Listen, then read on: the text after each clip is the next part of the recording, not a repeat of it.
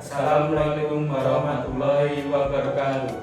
Kami dari Kuliah Kerja Nyata KKN berbasis IT kelompok 52 Universitas Muhammadiyah Yogyakarta dengan tema pemberdayaan UMKM di masa pandemi COVID-19 tahun 2020. KKN kami bermitra dengan Dunia Rasa yang bertepatan di Desa Gundangan Kecamatan Jogonalan, Kabupaten Klaten. Pada kesempatan kali ini kami akan melakukan pelatihan peningkatan branding.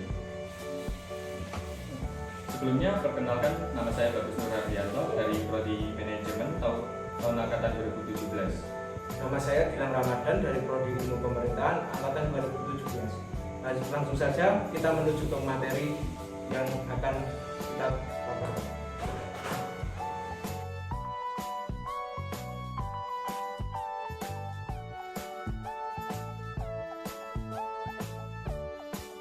Oke, yang pertama ada corporate branding. Anda sudah tahu bahwa merek yang unik dapat bertambah besar pada bisnis Anda. Ini memberi Anda keunggulan kompetitif atas pesaing Anda dengan menawarkan titik diferensiasi, membantu Anda membangun hubungan dengan pelanggan, dan banyak lagi. Namun, kunci sukses di pasar yang jenuh saat ini adalah mengingat bahwa merek perusahaan Anda tidak harus merupakan campuran lama dari analisis kompetitif, identitas usang, dan komunikasi tradisional.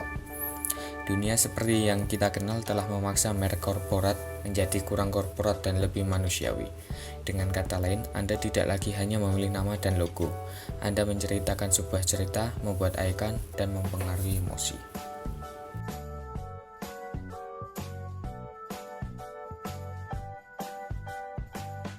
Dengan membangun merek perusahaan secara hati-hati, Anda dapat membangun sesuatu yang memastikan ikatan unik dengan pelanggan Anda membawa Anda melampaui hubungan pembeli-penjual standar. Strategi branding perusahaan saat ini membutuhkan yang pertama adalah orisinalitas.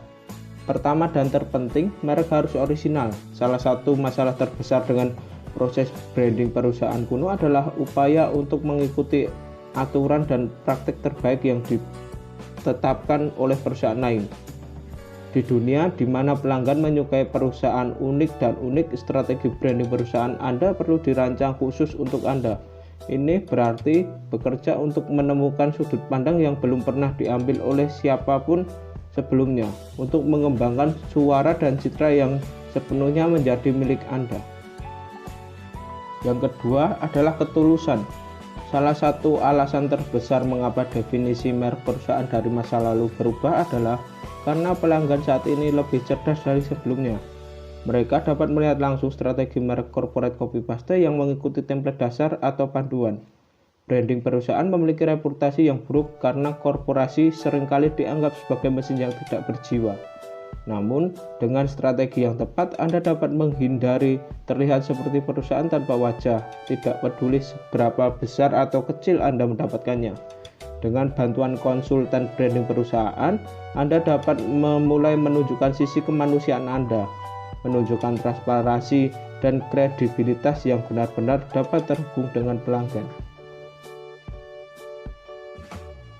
Yang ketiga adalah keberanian.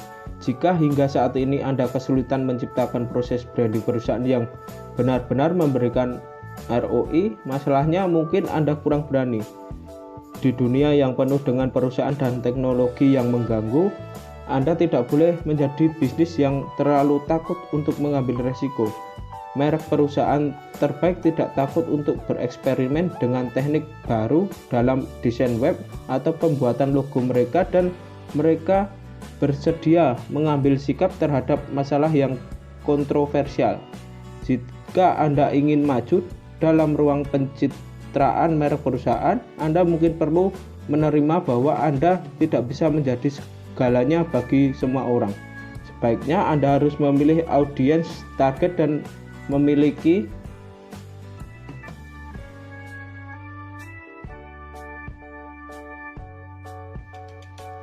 salah satu hal yang membentuk branding perusahaan begitu sulit adalah kenyataan bahwa pelanggan saat ini tidak menganggap serius perusahaan. Faktanya, menurut beberapa survei, 54% pelanggan secara alami tidak mempercayai perusahaan yang mereka lihat setiap hari. Fakta yang tidak menguntungkan adalah bahwa organisasi saat ini tidak hanya bersaing dengan banyak organisasi lain di industri mereka. Mereka juga terus berjuang untuk melewati sinisme target audiens mereka. Meskipun proses pencitraan merek perusahaan dapat membantu memberikan koneksi yang Anda butuhkan di industri Anda, pendekatan tradisional yang membosankan tidak akan memberikan hasil yang benar. Sebaliknya, Anda harus bekerja membangun merek Anda selangkah demi selangkah dengan fokus pada kreativitas dan keaslian. Yang selanjutnya adalah langkah-langkah untuk memulai.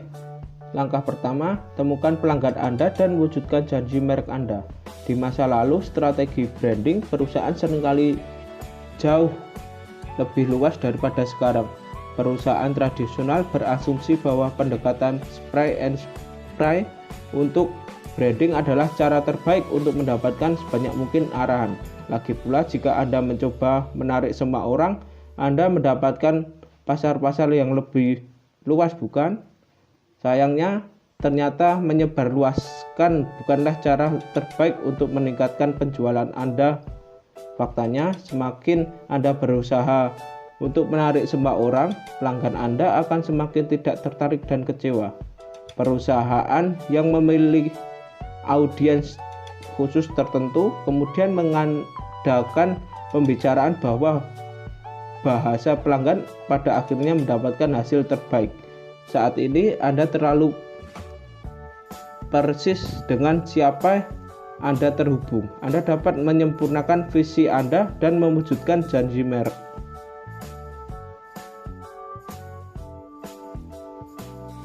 Langkah kedua yaitu bersikaplah nyata dan emosional. Ingin melampaui batasan perusahaan dari branding perusahaan, kemudian Anda perlu bekerja untuk mengembangkan koneksi nyata dengan pelanggan target Anda. Beberapa perusahaan tumbuh begitu besar sehingga mereka lupa bagaimana rasanya terhubung dengan individu. Namun kunci sukses di dunia yang terlalu padat saat ini adalah memastikan bahwa tidak peduli seberapa besar yang Anda peroleh, Anda tidak akan pernah kehilangan sentuhan manusia. Saat Anda merancang strategi pencitraan merek perusahaan, pikirkan tentang bagaimana Anda dalam menerapkan lebih banyak emosi ke dalam hal-hal yang Anda lakukan. Misalnya, dapatkah Anda menambahkan halaman tentang kami ke situs web Anda yang menceritakan kisah merek Anda? Bisakah Anda menjadi kreatif dengan kampanye pemasaran Anda dan mengatasi masalah beresonasi dengan audiens Anda? Mungkin salah satu contoh bagus dari perusahaan yang membuat nyata adalah Dove. Kembali pada tahun 2004, Dove meluncurkan kampanye untuk kecantikan sejati atau dikenal sebagai proyek harga diri Dove, dengan memberitahu pelanggan bahwa mereka semua cantik apapun yang terjadi. Dove mengubah diri mereka dari perusahaan sabun menjadi sumber dukungan bagi banyak wanita.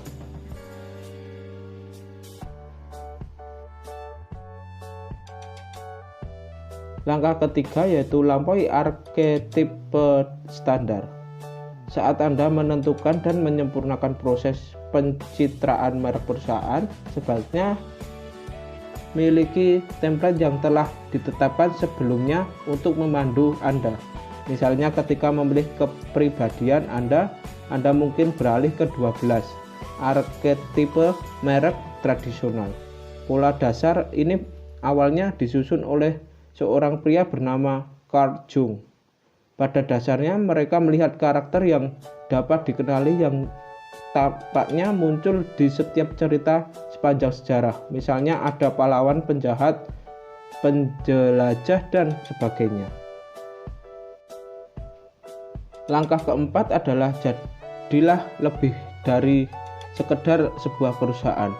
Saat ini pelanggan tidak membeli dari perusahaan, mereka membeli dari orang lain. Klien Anda tidak hanya ingin Anda menjual produk hebat dengan harga yang wajar. Mereka ingin Anda membagikan nilai-nilai mereka, merangkul visi mereka, dan memahami kebutuhan mereka. Ini berarti bahwa strategi branding perusahaan Anda membutuhkan lebih dari sekedar pedoman untuk implementasi identitas Anda. Dan daftar kata kunci untuk menginformasikan kampanye pemasaran Anda. Setelah Anda menemukan target audiens dan memilih kepribadian Anda harus mulai membuktikan kepada pelanggan bahwa Anda lebih dari sekedar organisasi tidak berperasaan. Itu tidak hanya berarti memberikan sedikit uang untuk amal setiap bulan. Semangat Anda untuk memberi kembali perlu ditanamkan ke dalam tujuan merek Anda.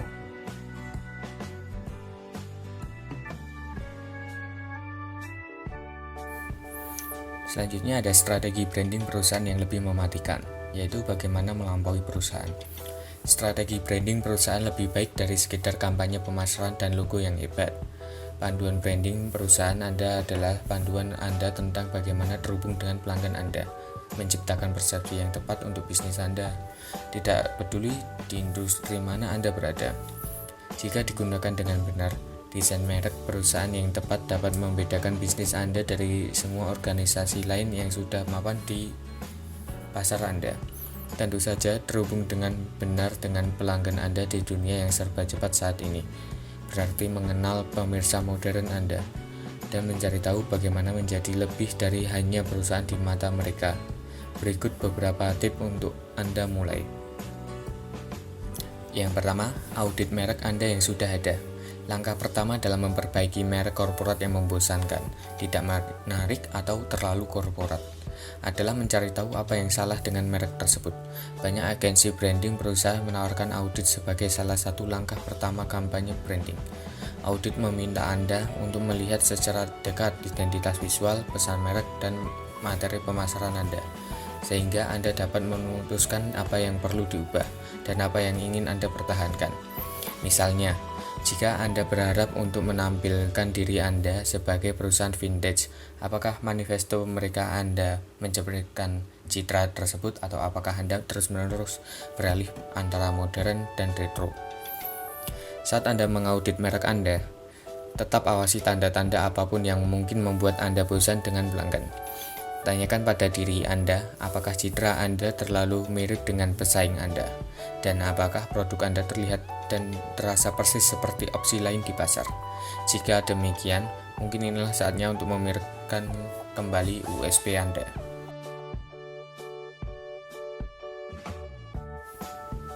Selanjutnya, yang kedua, yaitu lakukan sesuatu yang baru. Salah satu cara termudah untuk membawa strategi branding perusahaan Anda ke tingkat berikutnya adalah dengan melakukan sesuatu yang belum pernah dilakukan oleh orang lain sebelumnya. Mereka yang mengganggu sangat bagus dalam hal ini, tetapi Anda tidak harus mengganggu untuk menjadi menarik. Sebaliknya, yang perlu Anda lakukan hanyalah memikirkan tentang apa yang terjadi di industri Anda, dan di mana Anda mungkin dapat memanfaatkan peluang yang terlewat.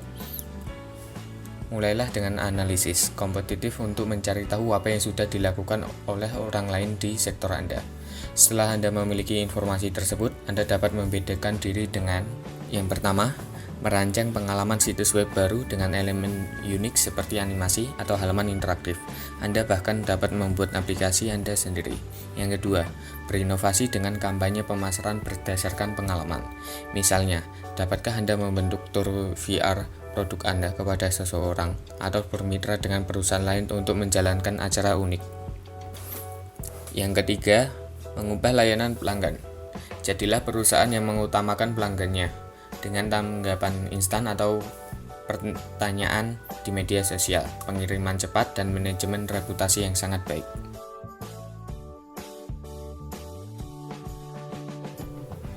Selanjutnya, yang ketiga, kuasai pemasaran sosial yang cerdas. Pada akhirnya, strategi branding perusahaan yang sukses adalah tentang berhubungan dengan pelanggan Anda. Apa cara yang lebih baik untuk membangun hubungan dengan audiens Anda selain dengan pemasaran media sosial? Platform sosial saat ini bukan hanya saluran bagi orang-orang untuk berbagi meme atau merek untuk memamerkan produk mereka. Mereka adalah cara untuk menjembatani kesenjangan antara komersial dan pelanggan. Orang-orang yang mengunggulkan atau menggunakan media sosial untuk melakukan percakapan dengan perusahaan, mempelajari lebih lanjut tentang suatu merek, atau bahkan membaca ulasan. Jika Anda menggunakan strategi ini dengan benar, Ini bisa menjadi cara yang bagus untuk memperdalam branding perusahaan Anda. Yang perlu Anda lakukan hanyalah mengingat bahwa sosial itu ada untuk menunjukkan sisi kemanusiaan Anda. Salah satu cara yang efektif untuk memanfaatkan media sosial saat ini adalah dengan pemasaran video. Cerita Facebook Live, YouTube, dan Instagram semuanya menghadirkan peluang fantastis bagi Anda untuk mengembangkan merek Anda dan terhubung dengan audiens Anda dengan cara yang lebih otentik. Berbagai perusahaan saat ini menggunakan video langsung untuk berbagi kiat, menampilkan sesi tanya jawab, dan memberikan wawasan di balik layar tentang cara kerja organisasi mereka. Semua ini dapat membuat bisnis Anda menonjol. Yang keempat, ada buat konten dalam berbagai format. Selama bertahun-tahun, branding perusahaan mengandalkan pemasaran konten untuk mengarahkan lalu lintas dan konversi. Saat ini, konten adalah sumber nilai yang konsisten di ruang digital. Ini adalah bentuk akhir dari pemasaran masuk dan cara terbaik untuk menunjukkan kepada pelanggan Anda bahwa Anda mampu memberikan nilai sebenarnya di luar produk atau layanan Anda. Tentu saja, konten hebat hadir dalam berbagai bentuk. Saat ini, proses pencitraan merek perusahaan yang sukses tidak hanya tentang mengisi situs web Anda dengan blog 500 kata atau video penjualan sesekali. Sebaliknya, ini tentang memanfaatkan jiwa pelanggan Anda untuk mempelajari bagaimana Anda dapat benar-benar memenuhi kebutuhan mereka. Pikirkan pelanggan Anda sebagai duta Anda, bukan hanya dengan sebagai cara untuk mengisi kantong Anda. Saat Anda membuat kampanye pemasaran konten, ingatlah bahwa meskipun blog dan artikel bagus, ada juga banyak opsi lain di luar sana, termasuk video dan vlog, podcast, streaming langsung, e-books, studi kasus, buku putih, infografis, dan visual. Yang terakhir, yang kelima, yaitu secara konsisten membela sesuatu. Kami telah menyebutkan di atas betapa pentingnya bagi perusahaan saat ini untuk menjadi lebih dari sekedar perusahaan. Cara terbaik untuk memberikan lebih banyak kehidupan pada manual branding perusahaan Anda adalah dengan memasukkan rencana CSR atau tanggung jawab sosial perusahaan. Selama ini banyak perusahaan yang mengabaikan pentingnya tanggung jawab sosial karena mereka percaya bahwa tanggung jawab utama yang dimiliki perusahaan adalah menjaga para pemangku kepentingan. Namun, pasar sedang berubah dan kebangkitan perusahaan sosial sebagaimana Deloitte menyebutnya telah mendorong merek untuk menunjukkan kepada pelanggan bahwa mereka mendukung sesuatu. Milenial dan banyak pelanggan muda lainnya lebih suka membelanjakan uang mereka untuk perusahaan yang memberikan sesuatu kembali. Prakarsa CSR tidak hanya membuat Anda tetap berada di sisi baik dari audiens yang Anda tuju, tetapi juga membantu membuat Anda selalu diingat. Lagi pula, jika Anda terlalu terlibat dengan proyek komunitas dan acara amal, Anda akan selalu memiliki bahan bakar untuk postingan sosial, blog, dan rilis pers.